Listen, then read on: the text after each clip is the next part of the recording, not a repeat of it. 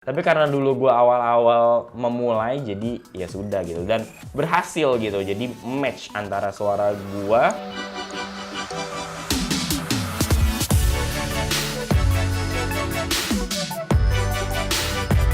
Hai everybody, I'm Dylan Green. You can call me Lance. Saya Dylan's Comment atau Dylan's Comment on Technology, segmen dimana gue membahas dan komenin berbagai macam hal seperti review, tutorial, dan news seputar teknologi.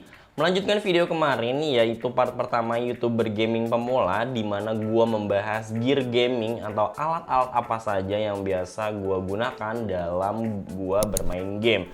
Dan sekarang gue akan sharing software atau aplikasi-aplikasi apa saja yang mendukung gue dalam mengediting juga recording game. Jadi langsung aja, yang pertama itu ada 3 software utama yang paling sering gue gunakan dan nggak mungkin nggak gue gunakan. Yang pertama dalam recording game yaitu adalah OBS. Nah, OBS ini adalah software editing, software recording ya yang sangat fleksibel banget menurut gue pribadi, karena kita bisa mengatur banyak hal. Kita mau mengcapture apa saja, mau menaruh apa saja, kita bisa atur ukuran videonya, kualitas videonya, terus resolusi dan lain sebagainya. Pokoknya sangat fleksibel banget dan bahkan bisa menyesuaikan spesifikasi dari PC atau laptop yang kita gunakan. Nah, gue pakainya sih OBS ini karena enak banget dan nyaman banget. Gue pakai sih OBS atau OBS lah ya. Gue susah sekali nyebutnya ya. Nah, kalau untuk editing, gue menggunakan namanya Premiere Pro CC. Karena kenapa pakai Premiere Pro CC? Dari awal gue ditunjukin sama teman gue untuk ngedit itu pakai Premiere Pro. Jadi sampai sekarang ya gue cuma bisanya Premiere Pro aja, kawan-kawan ya. Terus ketiga untuk membuat thumbnailnya yaitu Adobe Photoshop. Jadi ya gue thumbnail juga simple ya, tergantung kreativitas dan kreasi kawan-kawan. Nah, 3 software ini itu sangat krusial banget dan gak mungkin nggak gua pakai gitu kawan-kawan ya. Nah, untuk hal yang lain gue mau cerita bahwa gue itu nge-record kan gak cuma dari PC ya, tapi juga dari smartphone nih. Nah, sambil sharing nih di sini ya. Sebenarnya cuma 3 itu aja sih yang dibutuhkan sama kawan-kawan dalam recording game. Tapi gue akan kasih alternatif lain jika mungkin kawan-kawan belum familiar dengan OBS atau dengan Premiere Pro CC-nya atau dengan Adobe Photoshop-nya. Nah, sebelum jauh ke sana, pertama gue ingin sharing yang kalau gue dimana merecord ya atau merekam video dari smartphone atau game-game Android. Itu gue menggunakan software yang namanya SCRCPY. Gue nggak tahu nama aplikasi yang sesungguhnya apa, jadi gue cuma dapet nama aplikasinya itu adalah SCRCPY. Ini aplikasi atau software yang nggak perlu diinstal, jadi itu kayak portable gitu. Kawan-kawan tinggal langkah pertama adalah buka smartphone-nya, colok USB cable ke PC kawan-kawan dan ke smartphone-nya tanpa harus beli kabel apapun lagi, pakai kabel bawaan smartphone itu bisa. Terus tinggal buka aplikasi SCRCPY-nya dan udah jadi gitu doang ya. Itu untuk gua kalau mau recording game smartphone. Dan dari si SCRCPY ini nanti gua masukin lagi ke OBS untuk bisa direkam atau di recording. Sebelumnya itu gua nggak pakai software SCRCPY ini, tapi gua ada alternatif lain kalau ingin memainkan game Android, yaitu dengan Nox Player. Sebenarnya banyak sih kayak BlueStack, ada Emu, ada apalagi banyak banget. Tapi gua pertama kali menggunakan Android emulator itu adalah BlueStack sama Nox Player. Walaupun gue ngerasa ini 2 software Android emulator ini berat banget, makanya gue cari alternatif lain yaitu menggunakan SCRCPY yang sangat ringan. Terus software juga nggak gede-gede banget, kawan-kawan nggak perlu nginstall, tinggal buka aja dan jalanin, udah jadi. Itu untuk gua nge-recording game-game smartphone gua, khususnya kayak mungkin ada Plants vs Zombies, terus ada game apa lagi ya yang gua record di smartphone, cukup bervariasi sih ya kan, cukup bervariasi kayak Zombie Tsunami waktu itu gua menggunakan SCRCPY kawan-kawan ya. Terus selain itu juga kalau PC tinggal di OBS aja ya. Nah, kalau untuk yang lainnya itu kalau kawan-kawan nggak ingin pakai OBS, dulu tuh gue awal-awal nge-YouTube belum pakai OBS, tapi gue pakai Bandicam ya. Bandicam ini enaknya kawan-kawan tinggal plug and play aja istilahnya ya, tinggal setting-setting dikit kayak resolusi FPS-nya berapa, terus mau dipisah ke audio sama audio suara kawan-kawan sama audio gamenya mau dipisah atau enggak dan lain sebagainya. Yang nggak menyenangkannya, Bandicam ini berbayar. Jadi kalau kawan-kawan pakai Bandicam ini, kalau versinya gratis itu ada watermark si Bandicamnya. Jadi itu cukup mengganggu banget gitu kawan-kawan ya. Kalau OBS itu gratis ya, open source banget, tinggal pakai aja, udah tidak ada watermark apapun ya, tidak ada watermark apapun. Itu free banget, gratis, pakai banget. Apalagi dengan fiturnya yang sangat seguda yang tadi sudah gue jelaskan di awal. Nah, di awal itu gue awal-awal nge-record video game itu menggunakan si Bandicam. Untuk editing videonya, selain pakai Premiere posisi itu gue dulu pernah pakai iMovie, pakai Movie Maker bahkan, dan teman-teman gue yang lain pernah nyaranin gue Sony Vegas dan Filmora.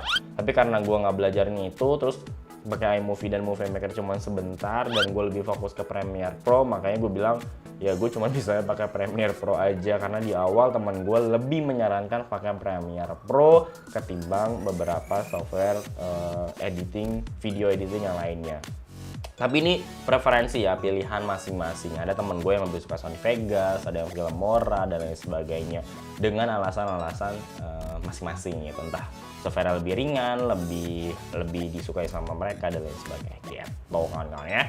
Kalau untuk buat thumbnail, selain pakai Photoshop, itu bisa pakai Adobe Illustrator atau Corel Draw atau bahkan Canva. Gue belum pernah menggunakan Canva, tapi kata temen gue bisa untuk membuat thumbnail kayak YouTube gitu dengan si Canva ini. Cuman gue belum pernah nyoba. Ini alternatif aja buat kawan-kawan yang mungkin mau memulai YouTube gaming channelnya gitu kawan-kawan ya. Nah, itu alternatif dari 3 software yang biasa gue gunakan. OBS ada Bandicam, Premiere Pro ada Sony Vegas, ada iMovie, terus ada dari Photoshop bisa kawan-kawan menggunakan Illustrator atau Corel Draw ya, atau bahkan Canva tadi ya gitu. Nah, pengalaman gue yang lainnya adalah awal-awal tuh gue masih payah banget lah dalam mengedit video gitu kan kawan ya. Gue nggak tahu resolusinya itu harus sama, FPS-nya harus sama, terus beberapa hal settingan tuh harus sama lah formatnya gitu kan kawan ya. Nah, oleh karena itu awal-awal gue ngedit video yang kalau pakai facecam ya nih, kalau pakai facecam tuh FPS-nya kecil banget. Dia bisa 10 sampai 15 frame per second. Sedangkan gue nge-record gamenya bisa 30 sampai 60 frame per second. Nah, itu kan tidak match. Maka itu waktu itu ya, karena keterbatasan alat dan lain sebagainya, gue akalin nih dengan menyamakan FPS mereka. Video game gue 30 dan gue ngebuat facecam dari smartphone gue juga 30 dengan software yang namanya Format Factory. Nah, si Format Factory ini ya bisa mengubah elemen-elemen yang ada di dalam filenya. Misalkan yang video yang tadinya 50 fps bisa jadikan 30 fps. Video yang tadinya 60 bisa jadi 30 fps. Kayak gitu kan kawan ya. Tapi gue saranin kalau untuk turunin boleh, misalnya dari 60 ke 30, tapi sebenarnya kalau naik itu jangan ya. Akan ngerusak kualitas dari videonya itu sendiri. Tapi karena dulu gue awal-awal memulai, jadi ya sudah gitu. Dan berhasil gitu, jadi match antara suara gue yang ada di facecam dengan komentar-komentar gua yang ada di gamenya gitu, jadi nyambung kawan-kawan ya. Selain itu, setelah itu gue juga karena internet gue cupu untuk ngupload file-filenya kan gede tuh, 2-3 giga aja tuh bisa berjam-jam, bisa 2-3 jam upload. Makanya tuh gue suka ngakalin dengan software yang namanya Handbrake. Handbrake ini sederhananya yang gue gunakan adalah untuk menurunkan ya file atau ukuran si video gue ini yang dari 2 giga misalnya gue jadiin 1 giga gitu kan, tanpa menurunkan kualitas secara signifikan si video itu sendiri. Jadi kalau HD ya udah HD aja tanpa nurunin sedikit, ya sedikit ada penurunan tapi tidak terlalu begitu jelas kawan-kawan ya. Makanya gue akalin dengan Handbrake biar videonya bisa gue upload ke YouTube dengan tenang, walaupun memang nggak terlalu gede banget sih ya, misalnya dari 2 giga mungkin gue bisa turunin jadi 1,2 atau bahkan sampai 1 giga, gue bisa pangkas setengahnya dan itu cukup menghemat waktu gitu kawan-kawan ya. Terus sampai pada akhirnya gue mulai upgrade dari webcam dari facecam dari smartphone, terus ke webcam, terus ke sekarang DSLR. Awalnya gua itu pakai DSLR itu mengakalinya biar jadi webcam ini menggunakan Digicam Control. Jadi biar si DSLR ini bisa jadi webcam gua gitu, bisa jadi facecam gua. Tapi seiring berjalannya waktu, gua belajar lagi dan nabung lagi, gua beli yang namanya video capture USB. Jadi lebih enak gitu tanpa ada settingan digital. Kalau settingan digitalnya itu merubah kualitas si gambarnya itu sendiri, sedangkan video capture tidak merubah secara signifikan, jadi seperti aslinya gitu kawan-kawan. Dan kawan-kawan bisa mungkin ada Elgato yang memang harganya mahal banget, tapi ada beberapa video-video capture yang cukup murah dari harga 100.000 ya, 90.000, 100.000 bahkan sampai 300.000 itu ada, dan itu lebih dari cukup, dan itu yang sekarang gua gunakan. Gua membeli video capture yang kere-hore sekitaran 100 ribuan aja dan bisa menangkap facecam gua secara langsung. Tinggal kawan-kawan edit aja, dan video capture ini tinggal plug and play, itu gampang banget ya. Dan bahkan resolusinya bisa HD, bisa 60 fps bahkan ya. Tapi sekarang kalau nggak salah ini gue 30 fps ya. Tapi itu udah cukup banget untuk mengawali kita sebagai YouTuber gaming pemula. Gitu kawan-kawan untuk pengalaman. Dan untuk platform game-game yang biasa gue mainkan itu dari mana saja ya, karena ada yang bilang gamenya nggak ori apa segala macem. Gue mainin game-game original kawan-kawan ya. Mungkin yang nggak original itu adalah dari emulator PS1, karena memang zaman PS1 tuh belum ada digital download ya. Jadi mungkin dibilang, gue nggak tahu nih hukumnya ilegal atau enggak, tapi ada beberapa bilang emulator itu ya legal-legal saja gitu, tidak disalahkan. Toh banyak banget YouTuber yang menggunakan emulator PS1.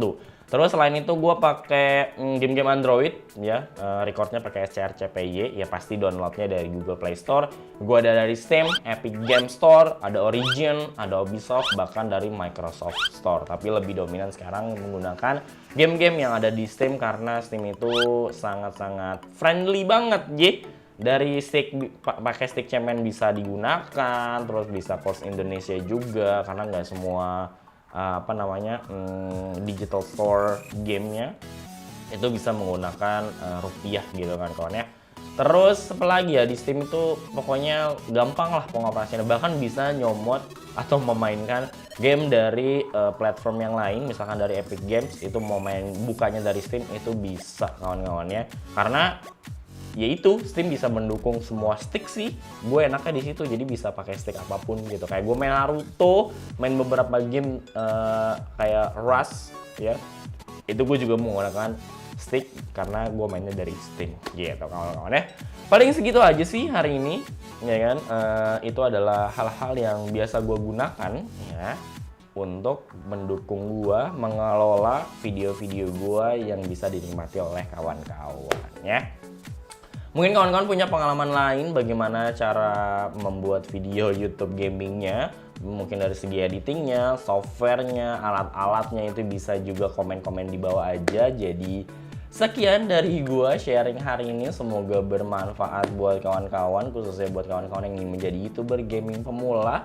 Jadi tahu step-stepnya apa saja dan yang dibutuhkan apa saja, khususnya gaming gear yang di awal, atau software-software untuk mengedit, recording, dan membuat thumbnailnya. Jadi kita akan bertemu di Comstack berikutnya. Thank you very much, be better and be happy, have a nice day, and dadah!